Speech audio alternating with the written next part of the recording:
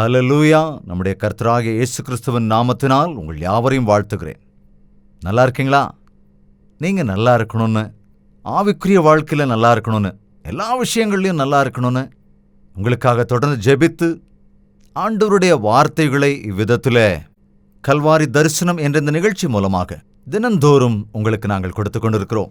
எனவே நீங்களும் தொடர்ந்து இந்த நிகழ்ச்சியை பார்க்கின்றீர்களா? தேவனுடைய வார்த்தைகளை கேட்கும் பொழுது அது நமக்கு ஆறுதலை தரும், நம்முடைய ஆவிக்குரிய வாழ்க்கைக்கும் பல தெளிவுகளை கொடுக்கும். நம்முடைய நிலையை நாம் உணர்ந்து கொள்வோம். நாம் விடுவிக்கப்பட்டு மீட்கப்பட்டு ஆசீர்வதிக்கவும் படுவோம். எனவே தொடர்ந்து தவறாமல் இந்த நிகழ்ச்சியை பாருங்கள். ஆண்டவர் தரும் ஆசீர்வாதங்களை அனுபவியுங்கள். ஹல்லேலூயா. பிரியமான தேவனுடைய பிள்ளைகளே, உங்களுக்கு ஒரு நற்செய்தி.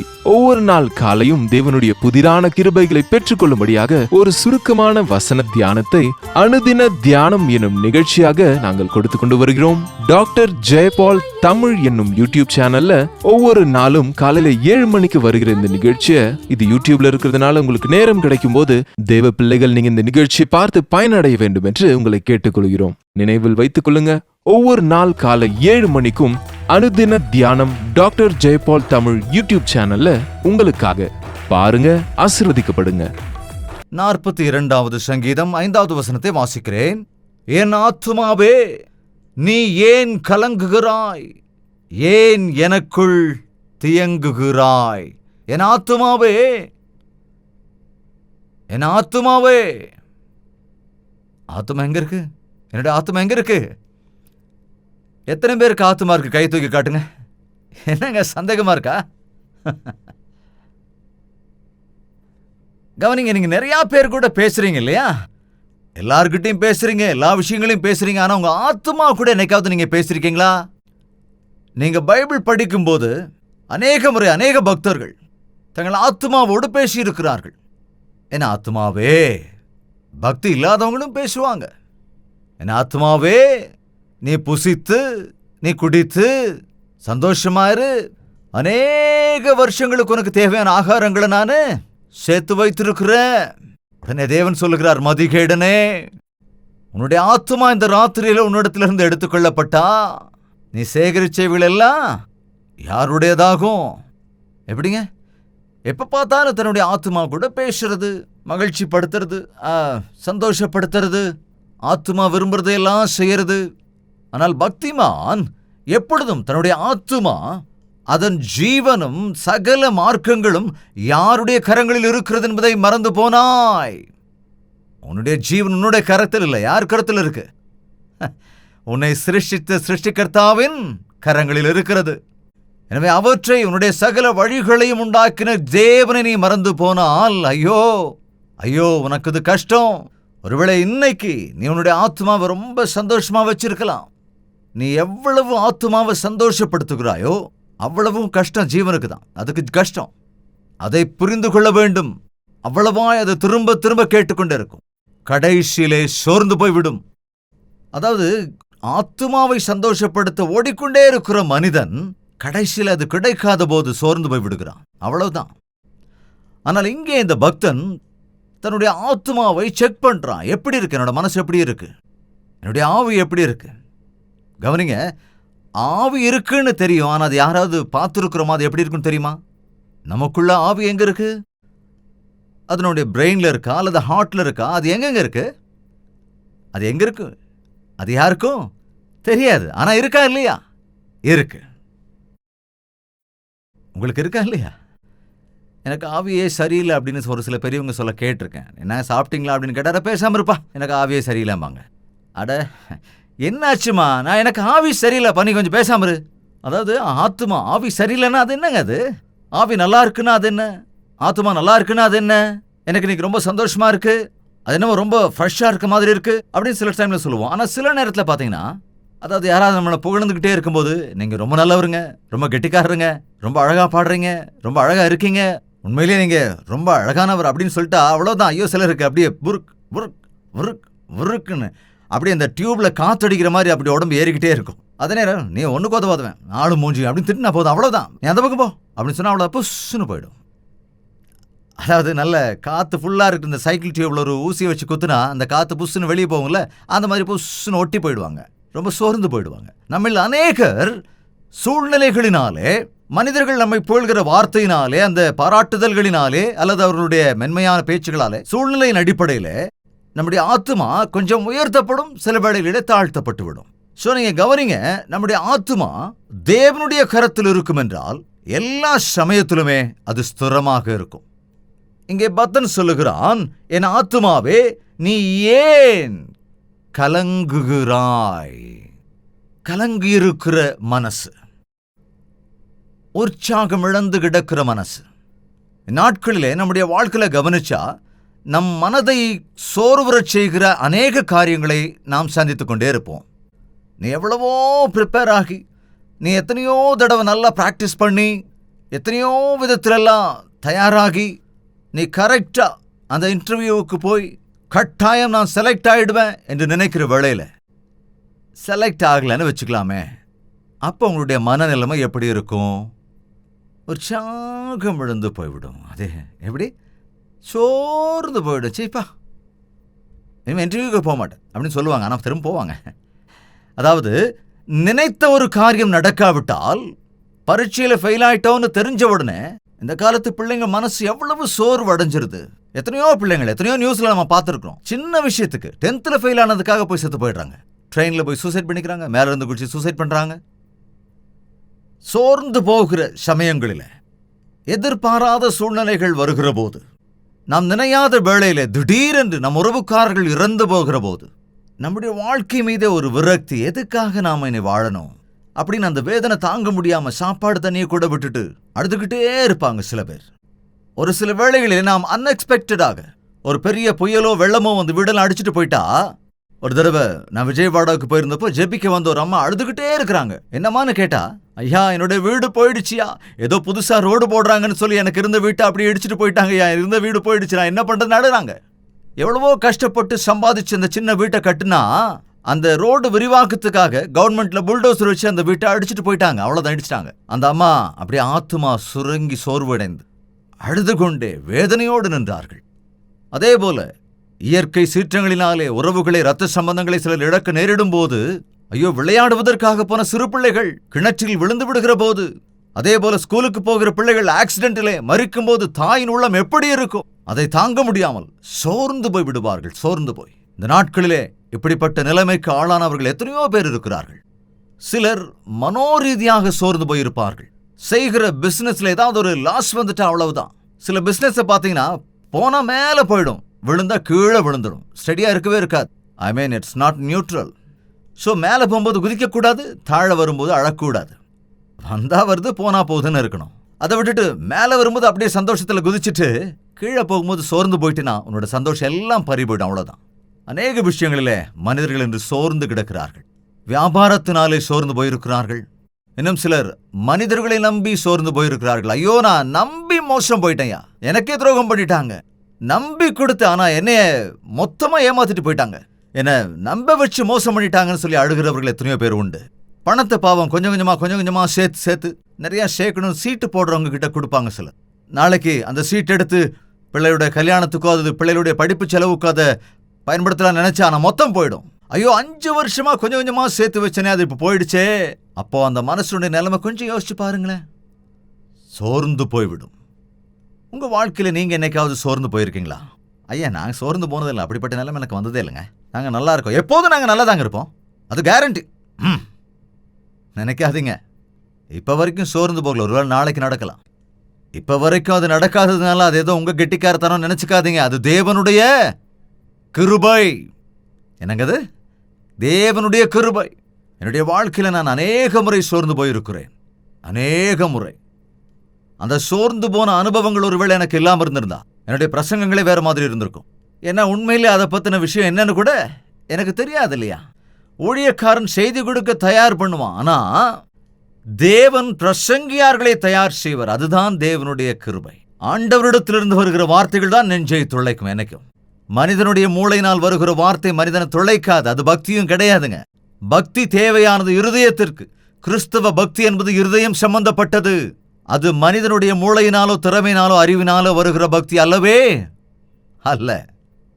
சோர்ந்து போயிருக்கிற வேளையிலே நாம் உற்சாகம் இழந்திருக்கிற நேரத்துல, அவமானப்பட்டிருக்கிற நேரத்துல, செய்யாத தப்புக்கு தண்டனை அனுபவிக்கிற வேளையில, நாம் யூகிக்காத பிரச்சனையை சந்திக்க வரும் வேளையில நாம் சோர்ந்து போய் விடுவோம்.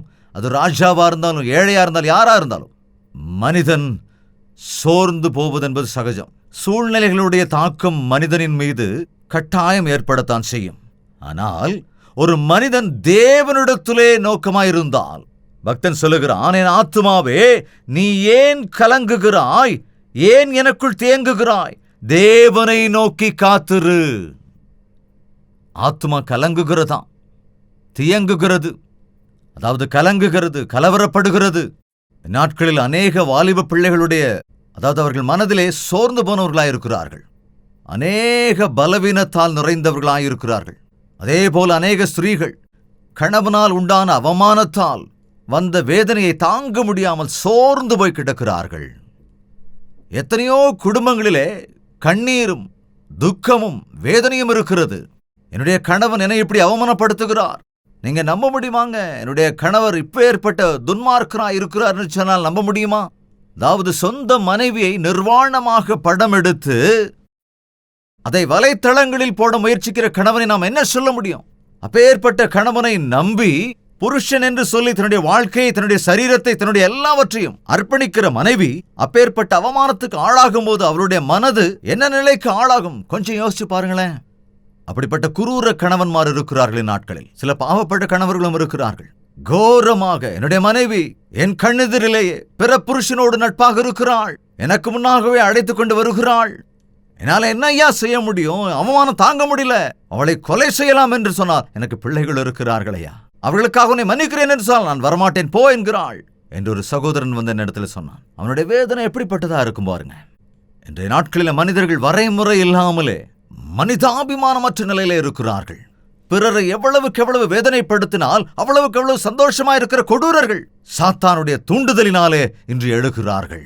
இயேசு கிறிஸ்துவை மறுதலிக்கிறாயா? சமீபத்திலே ஒரு ஊழியக்காரர் அவர் ஊழியத்திற்கு போயிருக்கிறார். போய் திரும்பி வந்து பார்க்கும் பொழுது அவருடைய 3 பிள்ளைகள் கொல்லப்பட்டிருந்தார்கள். 3 குழந்தைகளையும் கொன்றதற்கு பிறகு அவர் வந்து அந்த 3 பிணங்களை வைத்து அழுது கொண்டிருக்கிறார். அப்படிப்பட்ட சூழலில் அவர்கள் வந்து, இப்பொழுது சொல், இயேசு கிறிஸ்துவை குறித்து போதிப்பதை நிறுத்துகிறாயா இல்லையா? நான் விடமாட்டேன், இயேசு கிறிஸ்துவை குறித்து போதிக்காமல் நான் இருக்க மாட்டேன் என்று சொல்லிவிட்டார். இயேசுவின் அன்பை ருசி பார்த்தவர்கள் அப்பேற்பட்ட ஒரு சூழ்நிலையிலும் கூட தேவனை நோக்கி பார்க்கிறவர்களாயிருப்பார்கள். என்னுடைய பிள்ளைகள் தேவனுடைய ராஜ்யத்தில் இருப்பார்கள் என்ற உறுதியோடு இருப்பார்கள். எனக்கு இந்த வேலை போனால் இன்னொரு வேலை வரும் என்ற உறுதியோடு இருப்பார்கள். ஒருவேளை இந்த இன்டர்வியூல நான் ஃபெயில் ஆயிட்டா கூட நெக்ஸ்ட் இன்டர்வியூல என்னால பாஸ் பண்ண முடியும் என்ற உறுதியோடு இருப்பார்கள், விசுவாசத்தோடு இருப்பார்கள். அதை விட்டுட்டு சோர்ந்து போக மாட்டாங்க. ஏன்னா சின்ன சின்ன தோல்விகளுக்கெல்லாம் நான் சோர்ந்து போயிட்டான வாழ்க்கையில எதையும் சாதிக்க முடியாதுன்னு தெரியும். ஒவ்வொரு சின்ன தடைகளிலும் நான் நின்று விட்டால் நாம் முன்னேறவே முடியாது. உனக்கு வருகிற ஒவ்வொரு தோல்வியையும் நீ ஸ்டெப்பிங் ஸ்டூலாக எடுத்துக்கொண்டால், அதை ஒரு அனுபவமாக எடுத்துக்கொண்டால், சோர்ந்து போய் விடாமல் தேவனை நீ விசுவாசித்தால் நீ கட்டாயம் பெரியாளாவ. தாவீது அவங்க வீட்டுல ரொம்ப சின்னவனாவே எல்லாருக்கும் இளக்காரன் தான். அதனாலதான் போய் ஆடுகளை மேய்ச்சிட்டு வாடான்னு அவங்க அப்பா அனுப்பி வச்சிடறாரு. ஆனால் தேவன் அவனைத்தான் தெரிந்து கொண்டார். நீ என் ஜனங்களுக்கு ராஜாவா இருப்பா என்று அபிஷேகம் பண்ணினார். ஆனா ஒரு விஷயம், அபிஷேகம் பண்ணப்பட்ட பிறகு அவன் ராஜாவாகுவதற்கு ஏறக்குறைய 20 ஆண்டுகளுக்கு மேல் ஆனது. அந்த 20 வருடங்களிலே எத்தனை முறை சோர்ந்து போயிருப்பான், எத்தனை முறை கலக்கத்தால் பயத்தால் அவன் நிரம்பினானோ, எப்படிப்பட்ட சிரமங்களை எல்லாம் அவன் அனுபவித்தானோ என்பதை நீங்கள் எப்பொழுதாவது பைபிளிலே வாசித்து பார்த்திருக்கிறீர்களா? சொந்த சகோதரர்களாலே புறக்கணிக்கப்பட்டான், யுத்தத்துக்கு போக வேண்டி வந்தது, சத்துருக்களின் கைக்கு தப்பி ஓட வேண்டியிருந்தது, சொந்த மனைவியின் கேலிக்கு ஆளாக வேண்டியிருந்தது, சொந்த பிள்ளை பெற்ற பிள்ளை அப்சலோம் தனக்கு எதிராக நின்றான். எதிர்த்து நின்றதோடு எவ்வளவு அநியாயம் பண்ணானா, தன் தந்தையிடத்தில் இருந்தவர்கள் எல்லாரையும் தன் பக்கமாக சேர்த்து கொண்டு போய்விட்டான். இப்படி எத்தனையோ விதத்திலே அவன் சோதிக்கப்பட்ட போதும், சோர்வுக்கு ஆளான போதும், தன்னுடைய மாமா, பிள்ளையை கொடுத்த தன் மாமா தன்னை கொல்வதற்கு துரத்தி கொண்டே இருக்கிறான். ஆனால் தேவன் மீது நோக்கமாயிருந்து உறுதியாயிருந்தான். தேவன் ஒரு வாக்கு கொடுத்திருக்கிறார், தேவனனை அபிஷேகம் பண்ணி இருக்கிறார். எனவே இந்த கஷ்டங்கள், இந்த சிரமங்கள், இந்த போராட்டங்கள், இப்பொழுது இருக்கிற இந்த தவிதவிப்புகள், இவைகள் எல்லாவற்றிலும் இருந்தும் தேவன் என்னை விடுவிப்பார், என்று தேவனிடத்தில் உறுதியாய் நோக்கமாயிருந்தான். இந்த நேரத்திலும் கூட நீங்கள் எத்தனை தோல்விகளை சந்தித்திருக்கிறீர்கள் எனக்கு தெரியாது, ஆனால் எனக்கு சொல்ல வேண்டிய அவசியமும் இல்லை. ஆனால் ஒருவேளை கேட்டால், நீங்கள் உட்கார்ந்து சிந்தித்தால், உங்களுடைய வாழ்க்கையிலே சோர்ந்து போன சமயங்கள் எத்தனையோ உண்டு உண்டு. நீங்க இதெல்லாத்தையும் மறந்துட்டீங்க. ஏன்னா ஒருத்தர் சொன்னாரு, நான் எப்பவும் சோர்ந்து போனதில்லை, நான் எதுக்கு சோர்ந்து போவேன், சோர்ந்து போகும்போதெல்லாம் நான் குடிச்சிட்டே இருப்பேன். கவனிச்சிங்களா? அதாவது ஷார்ட்கட்டை பயன்படுத்தி மனசு சரியில்லாமல் போயிட்டு உடனே குடிச்சிட்டு வரான். என்னையா எப்படி குடிக்கிற, சிகரெட் மேலே சிகரெட், சிகரெட் மேலே சிகரெட்னு கேட்டா, மனசு சரியில்லையா, மனசு சரியில்லையா, அப்படின்னு ஒரு நாளைக்கு 10 பேக்கெட் சிகரெட் குடிச்சிடுறாரு. கட கட கட கட கட கட ஊதிட்டே இருக்காரு. அதாவது அந்த மனசுல எதையாவது வச்சு அப்படியே நிறைச்சிக்கிட்டே இருந்தால் சோர்ந்து போனதை மறந்துடுவாராம். சில பேர் டிவி பார்ப்பாங்க, சில பேர் ஷாப்பிங் போயிடுவாங்க. எதுக்குன்னா மனசு சரியில்லை, அதுக்காக மறக்கிறதுக்காக போறாங்க. ஆனால் வீட்டுக்கு வந்துட்டா குலுங்கி குலுங்கி அழ வேண்டியது, அழுது அழுது அழுது தலகாணி எல்லாம் நினைச்சு திரும்ப எல்லாம் ஞாபகத்துக்கு வந்துடும். தாவீது கூட சொன்னான், என்னுடைய தலையணை எனக்கு கண்ணீரால் நனைந்திருக்கிறதுன்னு. சில வேளைகளிலே அந்த சோர்ந்து போகுதலை தாங்க முடியாமல், அந்த வேதனையை தாங்க முடியாமல் நம்முடைய நெஞ்சே நின்று போயிடும், சுவாசமே நின்று போயிடும். எத்தனையோ பேர் நாட்களிலே சொல்ல முடியாத மனவேதனைக்கு ஆளாகிருக்கிறாங்க, மனோரீதியான வேதனைகளுக்கு ஆளாயிருக்காங்க. இன்னைக்கு மத்தியானம் குறைஞ்சபட்சம் ஒரு 4 அல்லது 5 பேர் நினைக்கிறேன் என்னிடத்துல ஜெபிக்க சொன்னவங்க, எல்லாரும் வாலிப பிள்ளைகள். மனோரீதியா எனக்கு சரியில்லைங்க, டிப்ரெஷன், எனக்கு ரொம்ப டிப்ரெஷன் ஒரு தம்பி சொன்னான். இன்னொரு தம்பி சொல்றான், எனக்கு மனசே சரியில்லை, அதனால நான் நிறைய மாத்திரைகளை சாப்பிட்டுக்கிட்டே இருப்பேன். ஆனா இன்னொரு தம்பியோ, எனக்கு ஏதோ விரோதமான எண்ணங்கள்லாம் மனசுக்குள்ள வந்துகிட்டே இருக்கு, எப்போதும் செத்து போகணுங்கிற எண்ணம் தான் எனக்குள்ள வந்துகிட்டே இருக்கு அப்படின்னு ஒரு தம்பி சொல்றான்.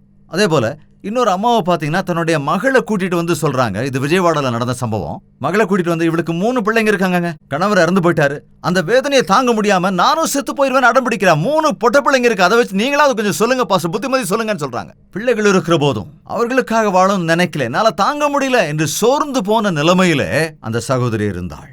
இப்படிப்பட்ட சமயத்துல ஒண்ணு மட்டும் ஞாபகத்தில் வச்சுங்க, எப்பேற்பட்ட சோர்வாக இருந்தாலும் சரி, வேதனைப்படுகிற நேரத்துல, ஹாஸ்பிட்டல்ல வியாதிக்குட்பட்டு படுத்த படுக்கையா இருக்கிற நேரத்துல, எதிர்பார்க்காம திடீர்னு ஆக்சிடென்ட் ஆகிற வேளையில சோர்ந்து போயிடாதீங்க. வேதத்துல ஒரு விதவை தாய் இருந்தாள், அவளுக்கு ஒரே ஒரு குமாரன் இருந்தான், அவன் இறந்து போனான். அவன் அடக்கம் பண்ண கொண்டு போகிற வேளையில அவளுடைய தாய் கலக்கத்தோடு, ஐயோ நான் திக்கற்றவளாகி விட்டேனே, எனக்கென்று யாரும் இல்லையே என்று கதறுகிற நேரத்திலே எதிரிலே வந்தார். யார் தெரியுமா? இயேசு கிறிஸ்து வந்தார். அவளுடைய வேதனைப்படுகிற அவள் மனதை, அவருடைய கண்ணீரை கண்ட ஆண்டவர் அங்கே நிற்கச் சொல்லி, இறந்து போன அவரின் மீது தன் கரங்களை வைத்து எழுந்து உட்கார் என்று சொன்ன பொழுது அவன் எழுந்து உட்கார்ந்ததாக நாம் வேதத்திலே பார்க்கின்றோம். எனவே இந்த நாளிலும் கூட நீ அசாத்தியம் என்று நினைக்கிற சூழ்நிலையிலே, முடியாத வேளையிலே, மனிதர்கள் எல்லோரும் உன்னை கைவிட்ட வேளையிலே, நீ இயேசு கிறிஸ்துவை விசுவாசிப்பாயானால், தேவனிடத்திலே நீ உறுதியாய் நிற்பாயானால், அந்த உறுதியான விசுவாசத்தோடு ஆண்டவரே என்று கதறுவாய் என்றால், உன்னுடைய கஷ்டம் எதுவாக இருந்தாலும், உன்னுடைய வேதனை எதுவாக இருந்தாலும், உன்னுடைய வியாதி எப்படிப்பட்டதாக இருந்தாலும், உன் சூழ்நிலை எப்படிப்பட்டதாக இருந்தாலும், உனக்கு அமைதியை தருவதற்கு, உனக்கு தைரியத்தை அருளுவதற்கு, உன்னை ஜெயிக்க வைப்பதற்கு இயேசு கிறிஸ்து போதுமானவராயிருக்கிறார். அவர் வல்லமையுள்ளவராயிருக்கிறார். எத்தனை பேர் விசுவாசிக்கிறீங்க? இன்னைக்கே ஒரு தீர்மானம் எடுங்க. இன்னைக்கு மாத்திரமில்ல, இதுக்கப்புறமும் நாளைய தினம் எப்படி இருக்கும் நமக்கு தெரியாது. இன்னைக்கு நான் ஆரோக்கியமா இருக்கிறேன், நான் நாளைக்கு எப்படி இருப்பேன்னு தெரியாது. கவனிங்க, நீ எவ்வளவு பெரிய அதிகாரியா இருந்தாலும், மினிஸ்டரா இருந்தாலும், எவ்வளவு பலமுள்ளவனா இருந்தாலும், எவ்வளவு பணமுள்ளவனா இருந்தாலும், எந்த அந்தஸ்துல இருந்தாலும், நினையாத நேரத்துல கஷ்டங்கள், நம்மை சோர்வுக்கு உட்படுத்துகிற தருணங்கள் நமக்கு ஏற்படலாம். அப்படிப்பட்ட சமயங்களிலே, சோர்ந்து போகிற சமயங்களிலே நம்மை ஆதரிப்பதற்கு நம்முடைய ஆண்டவர் எப்பொழுதும் தயாராக இருக்கிறார். நீங்க நம்பினவங்க யாரும் உங்களுக்கு துரோகம் பண்ணது இல்லையா? அப்படிப்பட்ட நேரத்தில் நீங்க சோர்ந்து போகலையா? கட்டாயம் சோர்ந்து போயிருக்கோம்ல. அப்படிப்பட்ட நேரத்தில் நீங்க அவங்கள சபிச்சீங்களா? அவங்கள திட்டினீங்களா? அல்லது உங்களையே திட்டிக்கிட்டீங்களா? அல்லது ஆண்டவரே இந்த நேரத்தில் எனக்கு அமைதியை கொடுங்க ராஜா, இந்த சமயத்தில் நான் உண்மையை நோக்கி பார்க்கிறேன், என்னுடைய சத்துருக்களை சிநேகிக்கும்படி செய்யுங்க, என்னுடைய நஷ்டத்தை லாபமாக மாற்றுங்க, என்னுடைய துக்கங்களை சந்தோஷமாக மாற்றுங்க என்று நீங்கள் விண்ணப்பீர்கள் என்றால் கட்டாயம் ஒரு அற்புதத்தை காண்பீர்கள். இந்த உலகத்தை மனுஷங்களை நம்பாதீங்க. அது சொந்தக்காரங்களோ, தெரியாதவங்களோ, அல்லது நல்லவங்களோ, நல்லவருங்க, ரொம்ப நல்லவருன்னு சொல்லிக்கிட்டே இருப்பீங்க. ஆனா கொஞ்ச காலத்துக்கு அப்புறம் அதே நல்லவர் குறித்து நிறைய காரியங்களை நீங்களே வந்து சொல்லுவீங்க. நல்லவரும் தான் நம்புறேன், ஆனா அதே ஆள் நிறைய தப்பு பண்ணிட்டாருங்கன்னு சொல்லி நீங்க தான் சொல்லுவீங்க. பக்தன் என்ன சொல்லுகிறான்? மரண இருளின் பள்ளத்தாக்கிலே நான் நடந்தாலும் பயப்படேன். என்னுடைய மனிதர்கள் எல்லாரும் என்ன கைவிட்டாலும் நான் பயப்பட மாட்டேன். நான் கலங்க வேண்டிய அவசியம் இல்லை. ஒரு தாய் இறந்து போன பிள்ளைகள் எவ்வளவு வாழறாங்க, ஒரு கணவன் இறந்து போன மனைவி எவ்வளவு வாழ்றா, ஒரு மனைவி இறந்து போனா ஒரு கணவன் எவ்வளவு கஷ்டப்படுறான். அதாவது தாங்க முடியாத வேதனையினாலே இருதயமே நின்று போய் மரித்து போன அநேகரை குறித்து நாம் கேள்விப்பட்டிருக்கிறோம். புத்தி சுவாதீனமற்று போனவர்களை பார்க்கிறோம். ஒன்று மட்டும் நினைவில் வச்சுக்கோங்க, உன்னுடைய சொந்தங்கள் எல்லாம் உன்னை கைவிட்டாலும், உனக்குரியவர்களே உன்னை கைவிட்டாலும், உன்னை கைவிடாத மறவாத தேவன் ஒருவர் இருக்கிறார். மரண இருளின் பள்ளத்தாக்கில் நடந்தாலும் எந்த பொல்லாப்பும் உனக்கு வராமல் காக்கிற தேவன் ஒருவர் இருக்கிறார். அமர்ந்த தண்ணீர்கள் அண்டையில் உன்னை நடத்துகிற தேவன் ஒருவர் இருக்கிறார். அந்த தேவனுடைய கோலும் அவருடைய தடியும் உன்னை நடத்தி ஆற்றி தேற்றுகிறவளாயிருக்கிறது. என் ஜீவனுள்ள நாளெல்லாம் நன்மையும், என்னுடைய ஜீவனுள்ள நாளெல்லாம் கிருபையும் என்னை தொடரும். நான் அவருடைய வீட்டில் நிலைத்திருப்பேன்.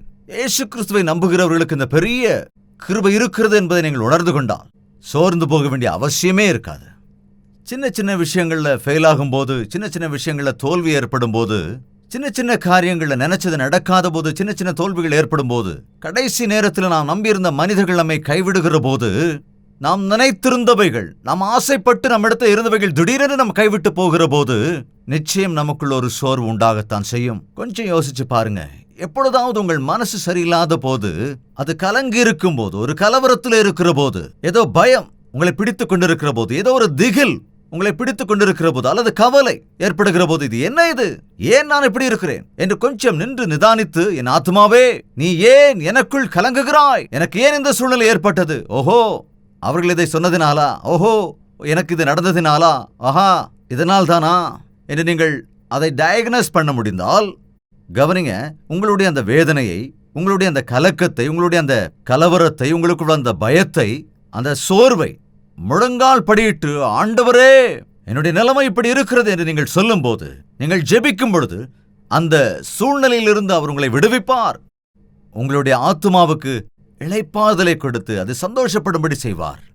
இந்த பூமியில் இருக்கிற எந்த மனுஷனும் நான் அப்செட் ஆக மாட்டேன், நான் டிப்ரெஷனுக்குள்ள போகவே மாட்டேன், நான் ஒரு வீரன் சூரன் என்று யாராலும் சொல்ல முடியாது. இயேசு கிறிஸ்துவை அறியாதவர்கள் அவர்களுக்கு இருக்கிற அந்த சோர்வை அறியாததினாலே, நான் ஏற்கனவே சொன்னதை போல, அவர்கள் மதுபானத்தினாலோ அல்லது போதை வஸ்துக்களினாலோ எதையோ ஒன்றை உட்கொண்டு அதை மறந்து போகிறார்களே தவிர, சோர்ந்து போனவர்களை எழுப்புகிறவர் இயேசு கிறிஸ்து, அழிந்து போகிறவர்களை மீட்க வந்தவர் இயேசு கிறிஸ்து. உன்னுடைய பாடு எதுவானாலும், உன்னுடைய துக்கம் எதுவானாலும், உன்னுடைய பிரச்சனை எதுவானாலும், உன்னுடைய கவலை எதுவானாலும், நீ யோசிச்சு யோசிச்சு சோர்ந்து போயிருக்கிற காரியம் எதுவானாலும் சரி, அதை நிவர்த்தி செய்யக்கூடிய தேவனாக இருக்கிறார். பிள்ளை இன்னும் பிறக்கலேன்னு சோர்ந்து போயிருக்கிறவர்கள் நிறைய உண்டு. என் பிள்ளைகளுக்கு இன்னும் திருமணம் ஆகலேன்னு சோர்ந்து போன நிலையில் இருக்கிறவர்கள் அநேகர் உண்டு.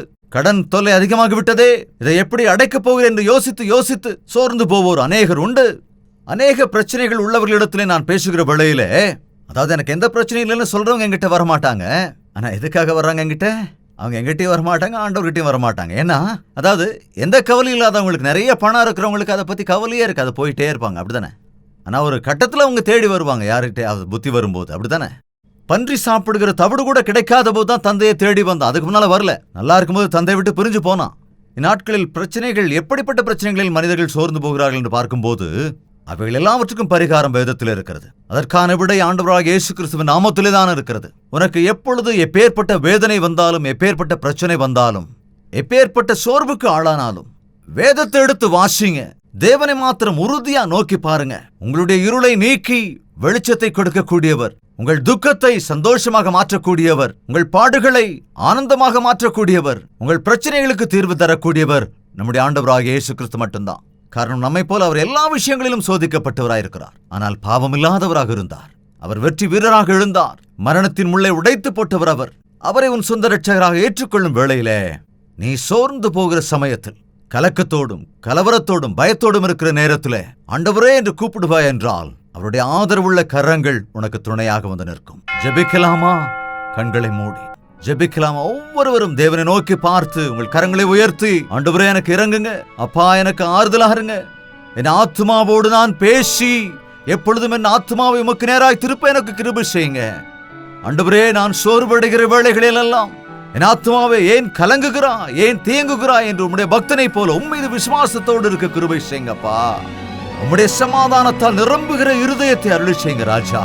இப்பொழுதும் யாரெல்லாம் எந்தெந்த விஷயத்தில் சோர்ந்து போயிருக்கிறீர்களோ, எந்தெந்த விஷயத்தில் பாடுபடுகிறீர்களோ, எவைகளெல்லாம் உங்களை சோர்வுறச் செய்கின்றனவோ, எந்தெந்த காரியங்களில் திரும்ப திரும்ப விழுகிறீர்களோ, எந்த விஷயங்களிலெல்லாம் ஜெயிக்க முடியாமல் சாதிக்க முடியாமல் இருக்கிறீர்களோ, அவைகளுக்காக ஆண்டவரே எனக்கு உதவி செய்யுங்க என்று வாய்களை திறந்து ஜெபிக்கலாமா? இருதயத்தின் ஆழத்திலிருந்து உங்கள் குடும்பத்தை கட்டுகிறவர், உங்கள் வியாதியை சுகப்படுத்துகிறவர், உங்கள் பொருளாதார சிக்கல்களில் இருந்து உங்களை விடுவிக்கக்கூடியவர், மருத்துவர்களுக்கு அசாத்தியமானதை சாத்தியமாக்கக்கூடிய தேவன் ஒருவர் இருக்கிறார் என்பதை உணர்ந்து விண்ணப்பிப்பாயா?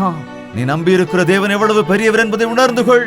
உனக்காக தம் ஜீவனையே கொடுத்த ஆண்டவர் இயேசு, அவருடைய அன்பை ஒரு நிமிஷம் சிந்தித்து பார். உன்னை தொட வேண்டும் என்று, உன்னை குணப்படுத்த வேண்டும் என்று, உன்னை பலப்படுத்த வேண்டும் என்று, உன் பட்சமாய் நின்று உன் விரோதிகளோடு யுத்தம் செய்வதற்காக அவர் தயாராக இருக்கிறார். நீ அவரை அழைத்து பார். ஆண்டவரே, நீர் எனக்கு சிநேகிதராய் இருங்கப்பா. ஆண்டவரே, நீரே எனக்கு இரட்சகராய் இருங்கப்பா. நீரே எனக்கு எஜமானராய் இருங்க ராஜா. நீர் என்னை தொட்டால் என் எல்லா சோர்வுகளும் என்னை விட்டு நீங்குமே. பரிசுத்தமும் அன்பும் நிறைந்த பிதாவே, ஒரு விஷயங்களை நோக்கி பாருங்கப்பா. எத்தனையோ தருணங்களில் எங்களை அறியாமலே நாங்கள் சோர்ந்து போய் விடுகிறோமே, உற்சாகம் இழந்து போய் விடுகிறோமே, கலங்கி போகிறோமே ராஜா. எங்கள் ஆத்மா சோர்ந்து விடுகிறது, எங்கள் வாழ்க்கை மீது எங்களுக்கு விரக்தி ஏற்படுகிறது. அப்படிப்பட்ட சமயங்களிலே உம்மை நோக்கி பார்க்க எங்களுக்கு கிருபை செய்யுங்க ராஜா. எங்கள் ஏசப்பா எனக்கு துணை இருக்கிறார் என்ற உறுதிப்பாட்டை கொடுங்க. அவசரப்பட்டு தற்கொலை முடிவெடுக்கிற காரியங்களிலிருந்து விடுதலையை கொடுங்க ராஜா. அநேக நாள் வியாதியோடு இருக்கிறவர்களை ஆண்டவராக இயேசு கிறிஸ்துவின் நாமத்திலே சுகப்படுத்துகிறோம் ராஜா. பிசாசின் பிடியிலே தவித்துக் கொண்டிருக்கிறவர்களை ஆண்டவராக இயேசு கிறிஸ்துவின் நாமத்தினாலே விடுதலை செய்கிறோம் ஐயா. குடும்ப பிரச்சனைகளால், கலகங்களினாலே கணவன் மனைவிக்கிடையே சரியான உறவில்லாத நிலைமையில் இருக்கிறவர்களை இப்பொழுதே விடுதலை செய்கிறேன் ஐயா. உம்முடைய நாமத்தினால் அன்பினால் கட்டுக ராஜா. கற்ப பலன் இல்லாதவர்களை இந்த நாளிலே நீர் சந்தித்து ஐயா. கற்பத்தின் கனி கர்த்தரால் வரும் பலன், பிள்ளைகள் கர்த்தரால் வரும் சுதந்திரம் என்ற வார்த்தை நிறைவேறும்படியாக அடைக்கப்பட்டிருக்கிற கற்பங்களை ஆண்டவராக இயேசு கிறிஸ்துவின் நாமத்தில் திறக்கும்படி ஜெபிக்கிறேன். விவாகமாகி எத்தனையோ சமாதானம் இல்லாமல் இருக்கிற குடும்பங்களின் மத்தியிலே சாத்தான் கொண்டு வருகிற சகல தடைகளிலும் ஆண்டவராக இயேசு கிறிஸ்துவின் நாமத்தில் விலக்கியறணும். குடும்பத்தை கட்டுகிற ஆண்டவர் நீர் அல்லவோ ராஜா. வாலிபத்தின் இச்சைகளிலே விழுந்து செய்த பாவத்தினால் வருவித்துக் கொண்ட வியாதியினால் வாழ்க்கையில எந்த திசையிலும் முன்னோக்கி போக முடியாமல் சோர்ந்து போய் கிடக்கிற வாலிப பிள்ளைகளை ஆண்டவராக இயேசு கிறிஸ்துவின் நாமத்திலே இன்றே விடுதலை செய்யும்படி ஜெபிக்கிறேன். உம்மையே நோக்கி பார்ப்பதினாலே பிரயோஜனம் இல்லாதவர்களாய் இருந்த இந்த பிள்ளைகள் பிரயோஜனம் உள்ளவர்களாய் மாறும்படியாக கிருபை அருளுங்க ராஜா. வயதான காலத்திலே ஏற்படுகிற பலவீனத்தினாலே, வியாதியினாலே அப்பொழுதும் கூட என் பிள்ளைகள் என்னை பார்க்கவில்லையே, என்னை விட்டு விட்டு போய்விட்டார்களே என்று வேதனையோடு இருக்கிற பெரியவர்களை ஒரு விஷயம் கண்ணோக்கி பாருங்கப்பா. உங்கள் முதிர் வயதிலே உங்களை ஏந்துவேன் என்று வாக்கு கொடுத்திருக்கிறீரே, உன்னை ஏந்துவேன் காப்பாற்றுவேன் என்று வாக்கு கொடுத்தீரே ஆண்டவரே. நீர்தாமே ஒவ்வொருவரையும் காத்துக்கொள்ள வேண்டும் என்று இயேசுவின் நாமத்தில் வேண்டிக் கொள்ளுகிறோம் பிதாவே. ஆமென், ஆமென், ஆமென். ஹalleluya. பிரியமான தேவனுடைய பிள்ளைகளே, உங்களுக்கு ஒரு நற்செய்தி. ஒவ்வொரு நாள் காலையும் தேவனுடைய புதிரான கிருபைகளை பெற்றுக்கொள்ளும்படியாக ஒரு சுருக்கமான வசன தியானத்தை அனுதின தியானம் என்னும் நிகழ்ச்சியாக நாங்கள் கொடுத்து கொண்டு வருகிறோம். டாக்டர் ஜெயபால் தமிழ் என்னும் யூடியூப் சேனல்ல ஒவ்வொரு நாளும் காலையில 7 மணிக்கு வருகிற இந்த நிகழ்ச்சியை, இது யூடியூப்ல இருக்கிறதுனால உங்களுக்கு நேரம் கிடைக்கும் போது தேவ பிள்ளைகள் நீங்க இந்த நிகழ்ச்சியை பார்த்து பயனடைய வேண்டும் என்று உங்களை கேட்டுக்கொள்கிறோம். நினைவில் வைத்துக் கொள்ளுங்க, ஒவ்வொரு நாள் காலை 7 மணிக்கும் அனுதின தியானம் டாக்டர் ஜெயபால் தமிழ் யூடியூப் சேனல்ல உங்களுக்காக பாருங்க, ஆசீர்வதிக்கப்படுங்க. இன்று கேட்ட இந்த செய்தி உங்களுக்கு ஆசீர்வாதமா இருந்தா, உங்களுக்காக நாங்க ஜெபிக்கணும் நீங்க விரும்பினா இப்பவே இங்கே கீழே காண்பிக்கப்படுகிற இந்த போன் நம்பர்களுக்கு போன் பண்ணி உங்கள் ஜெப தேவைகளை எங்களுக்கு சொல்லுங்கள். உங்களுக்காக தேவனுடைய சன்னதியிலே ஜெபிப்பதற்கு நாங்கள் எப்பொழுதும் தயாராக இருக்கிறோம். ஆண்டவர் பெரியவர், நம் ஜெபத்திற்கு பதில் தருகிறவர். நீங்களும் விசுவாசத்தோடு ஜெபியுங்கள். தேவனுடைய அற்புத காரியங்களை உங்கள் வாழ்க்கையில் காண்பீர்கள். தேவனுக்கு சித்தமானால் மறுபடியும் சந்திக்கலாம். அதுவரைக்கும் தேவனுடைய மகா கிருபை உங்களுக்கு துணையாயிருப்பதாக. உங்கள் தேவைகள் எல்லாவற்றையும் நீங்கள் எழுத வேண்டிய முகவரி ஜெயபால் ஃபவுண்டேஷன்ஸ், இலக்கம் 29, new colony road, Velachery, Chennai 6,42,00,000.